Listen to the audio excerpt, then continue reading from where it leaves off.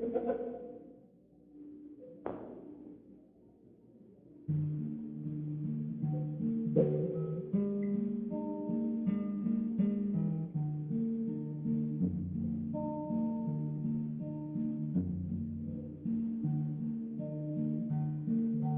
everyone, and welcome to F-Bomb Friday. I am your host, Tracy Preston, along with my husband, Todd. Hey, hon. Hey, baby. Are you ready? I am ready. Let's hit it. Michigan, the Great Lakes state, is steeped in rich cultural heritage with stories that have been passed down through generations of indigenous communities, from mystical creatures to supernatural heroes. From mystical creatures to supernatural heroes. The narratives that emerge from this land are as diverse as they are captivating. Michigan's Native American culture is woven into the very fabric of our history, with tales that reflect a deep connection to the land, water, and wildlife. These stories not only entertain, but also taught valuable lessons about the balance of nature and the importance of respecting the environment. On today's episode, we'll be discussing the two specific creatures of native lore from the Mitten State: the Great Serpent and the Water Panther, the legends of the deep. Michiganabeg, or the Great Serpent, is said to somewhat resemble a huge dragon or snake.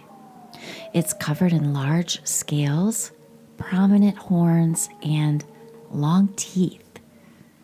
Stories of the Great Serpent are deeply rooted in the mythology of indigenous peoples of the Great Lakes and northeastern woodlands, particularly the Ojibwe, Ottawa, and Potawatomi tribes. Sometimes these creatures could be found on land, but usually they were lurking within the dark waters of rivers and lakes, and the most powerful of the great serpents believed to call the Great Lakes their home. They were often viewed as being supernatural in nature, with the abilities to control the weather, shapeshift, turn invisible, and grant magical gifts to those lucky and brave enough to defeat them. The Great Serpent was portrayed as both good and sometimes evil. In this tale I'm about to tell you, it is depicted as a malevolent, destructive beast that battles the Nanabozo, a prevalent hero in Native American lore. So, let's get into it. It's called the Great Flood. One day, when Nanabozo returned to his lodge after a long journey, he missed his young cousin who lived with him. He called the cousin's name, but heard no answer. Looking around on the sand for tracks, he was startled by the trail of the Great Serpent. He knew then that his cousin had been taken by his enemy. Nanabozo grabbed his bow and arrows and followed the serpent's tracks. The trail of the Great Serpent led to the edge of shore of a large lake. Nanabozo could see at the bottom of the lake the house of the creature. It was filled with evil spirits. In the center of this horrible group was the great serpent himself, coiled around his cousin. The beast's eyes glowed like fire, its body armed with hard and glistening scales. Oh, but Nanabozo would have his revenge. He commanded the clouds to disappear, the winds to be still, and the sun to shine over the lake with such fierceness to make the water boil. Nanabozo knew this would cause the serpent and his companions to seek the cool shade of the trees, where he would seize the enemy and get his revenge. He disguised himself as a tree stump and waited in the woods. Soon, the great serpent, along with all the evil spirits, emerged and covered the shores of the lake and entered the forest for shade. Nanabozo waited until all the serpents were asleep. Then he silently drew an arrow and aimed it at the heart of the great serpent. The arrow met its target, and the great serpent howled in agony so loudly it shook the world. The beast and its companions plunged back into the lake, causing the water to swell and flood over the land. Nanabozo fled as he warned his people to take to the high ground to survive. The floodwater subsided and disappeared from the land.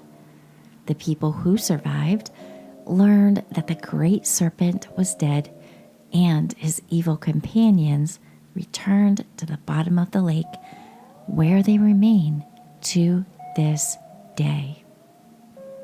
Now, another story.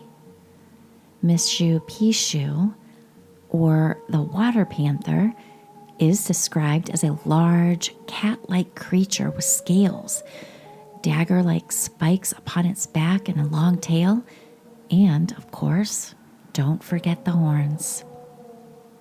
It is seen as a master of the water, commanding all creatures of the water.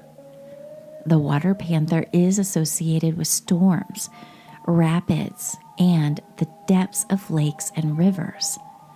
This creature calls Lake Superior, the largest and most powerful of the Great Lakes, its home.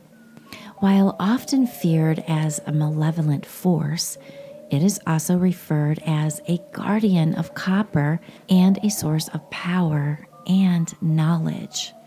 In many indigenous legends, the water panther and the great serpent are synonymous and interchangeable. Now, here's a short story about this spiritual beast. 4 Ojibwe men decided to visit the island in Lake Superior where the water panther lived.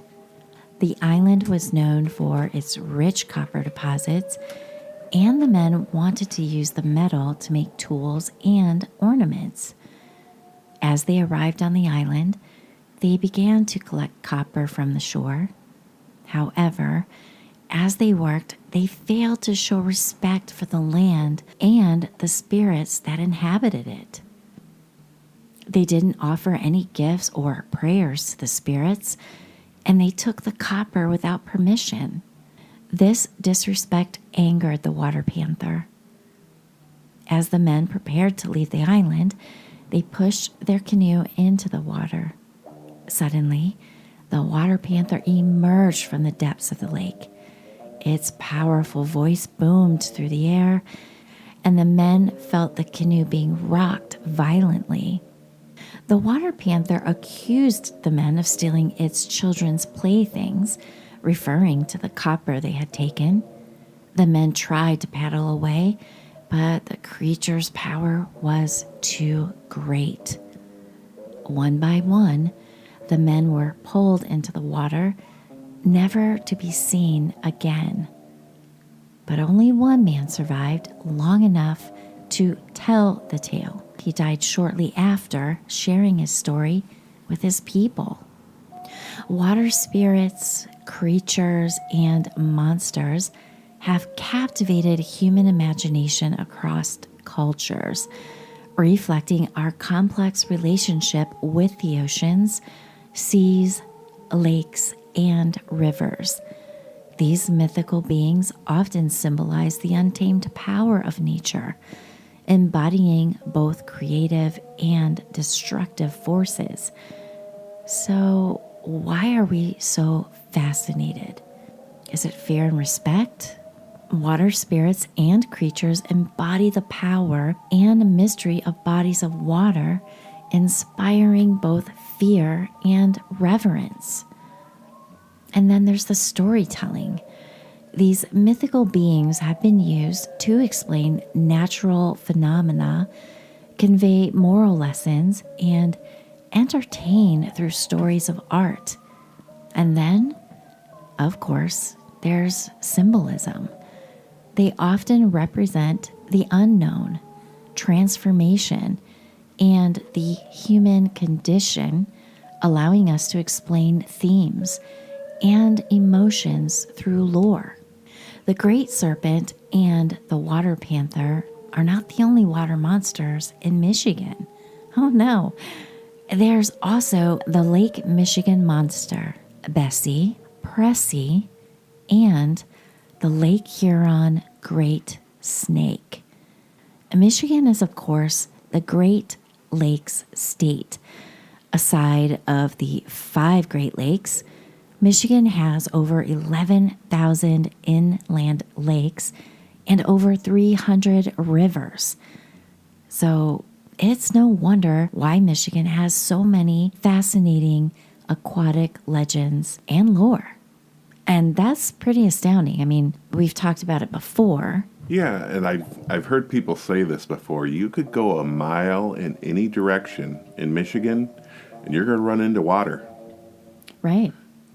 I mean, here we are. We have a creek that's like literally... A hop, skip, and a jump across the street. Yeah, it's like 50 yards away. Every direction. And then we got the river. Right. Right. And then lakes, every time we put on Google Maps, we're like, we can't see it from where we're at, but we could see it on our screen when we're driving around. Yeah. All these big lakes all the way around us. Yeah. Well, we are surrounded by water, so it makes sense, Yep. right? Kind of like Florida. Mm-hmm. Florida's surrounded by water. And, well, you have Lake Okeechobee, ginormous. Say that word again. Lake Okeechobee. I love that. It's like Kalamazoo for Christine. Right. Lake Okeechobee. Okeechobee. Yep. Tons of, well, we'd have to look at how many, but I mean, tons of water. Now, the biggest difference between Florida and Michigan is Michigan has basements. Right. We at least can dig down. They can't do that in Florida. Right. They're at sea level. Yeah. Yeah. But snakes horrify me. There's a lot of those, especially around the rivers. Yeah. I don't like them. We've talked about that before. Right. I don't like them. I'll never like them. So that is very scary. So if I was a little Indian babe and my mom and dad told me about that, no, I will not go Right. over there. I'll stay clear. I'm fascinated with water anyways. I love being on the ocean, on the lakes, being on the shore, being on a boat. It doesn't matter. I'm just drawn to water. This whole concept of water monsters fascinates me. And I remember back when I was a kid, we'd go up to Lily Lake. We're in Harrison. My grandparents had a cottage. And, of course, my dad spent a lot of time up there growing up as well. And my grandma very proudly displayed 3 paintings that my dad had did. And they were all different lake monsters. Really? Yes, and they were all different colors. So these were 3 separate pictures. One was a green creature, one was a blue creature, and one was a pink creature. And they were really cool.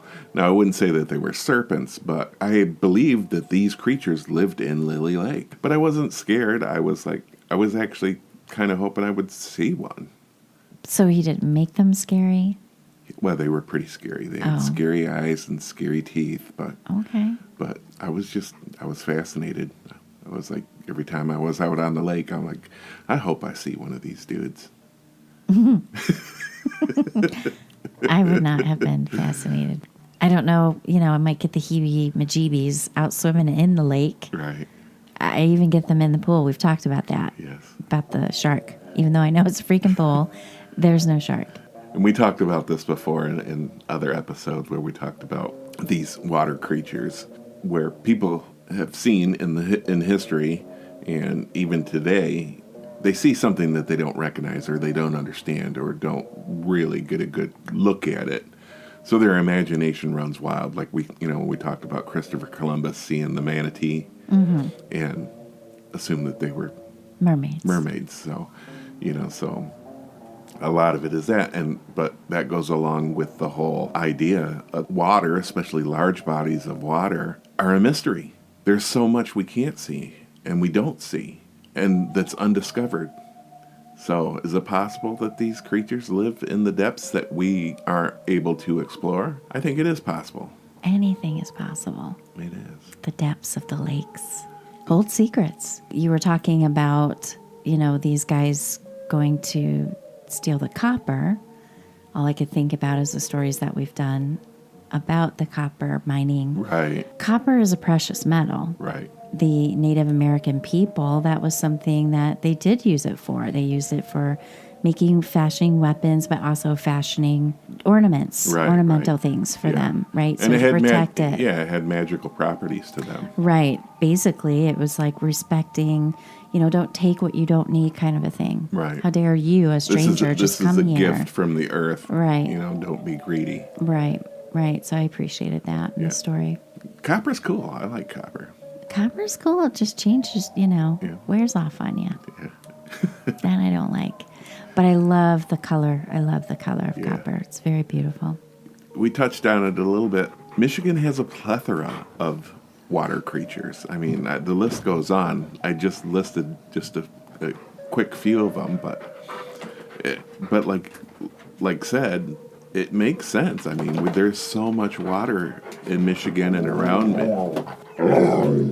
What? You're going to have to leave that in. Sarge doesn't like us talking about monsters.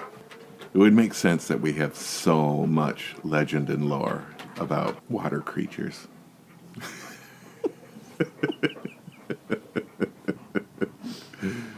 So we're recording in the studio and we have, our big boys and they're stomping. And so you might hear some ear flapping and some heavy breathing and we're just not much we can do about it. So that's our boys.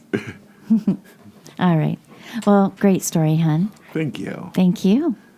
So you want to close us out? I sure do. You better lock your doors. You better lock your windows. And you might want to check under your bed. And if I see those two mythical creatures under there, I'm not sure what I do. They're kind of scary. Quite frankly, I wouldn't look. I would lay in the bed, cover my head, and not move until the sun came up. What do water creatures like to eat? I don't know, fish. Fish? Well, just throw them some fish. Throw them a fish. Yeah. I'll have some goldfish. Goldfish. Here's the goldfish. Oh, no. Worms. Worms. I have some big earthworms. Now, is that really true? Do fish really like worms, or is it just... Earthworms work when you go fishing. Or are they just taking it because that's what we're giving them? Oh, shit. Here we go. Worms again. Well, beggars can't be choosers. They'll eat that worm. They like the worms. I think they like them. All right. Well, thanks, everyone. Thanks, everybody. And we will see you again on Malice Monday. See you on Monday.